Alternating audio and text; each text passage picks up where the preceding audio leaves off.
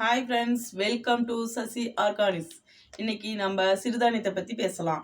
சிறுதானியம் ஒவ்வொரு நாளைக்கு ஒவ்வொரு சிறுதானியத்தை பற்றி பார்க்கலாம். இன்னைக்கு வந்து நம்ம திணையை பற்றி பார்க்கலாம். திணையில் என்னென்ன நன்மைகள் இருக்குதுன்னு பார்க்கலாம். நம்ம சர்க்கரை நோய்க்கு ரொம்ப ரொம்ப நல்லது. அது இல்லாத நம்ம பல்லுக்கு, நம்ம கண்ணுக்கு, நம்ம தசைகளுக்கு, நம்ம தோல் சுருக்கம் இல்லாத இருக்கும்.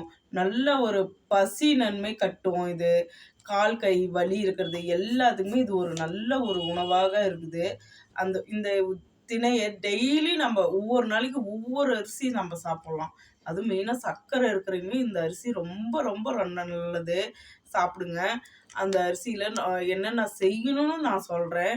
இதில் டெய்லி வந்து கஞ்சி வச்சு சாப்பிட்லாம்.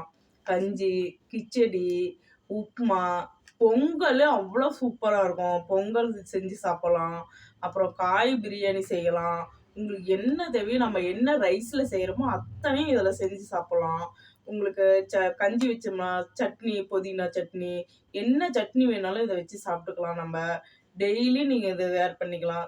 டெய்லியும் ஒரு சாப்பாடு, இப்போ திணை, இந்த மாதிரி வரகு, இந்த மாதிரி டெய்லி ஒவ்வொரு சாப்பாடு நீங்கள் எடுத்துக்கலாம். கை கால் வலி இருக்காது.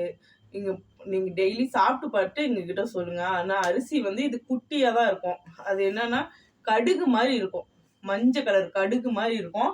அதையும் நான் காமிக்கிறேன் எப்படி இருக்குன்னு பாருங்க. இதுதான் அந்த அரிசி, ரொம்ப குட்டியாக இருக்கும். ஆனால் நீங்கள் வந்து நல்லா ஊற வச்சு இது செய்யலாம். உங்களுக்கு எவ்வளோ தேவையோ அதை மட்டும் வச்சு ஒரு நாள் இட்லி செஞ்சு சாப்பிட்லாம், தோசை செய்யலாம். நான் எப்படி அரிசி நம்ம செஞ்சு சாப்பிட்றோமோ அதே மாதிரி இட்லி தோசை நல்லா இருக்கும், அதையும் செஞ்சு சாப்பிடுங்க.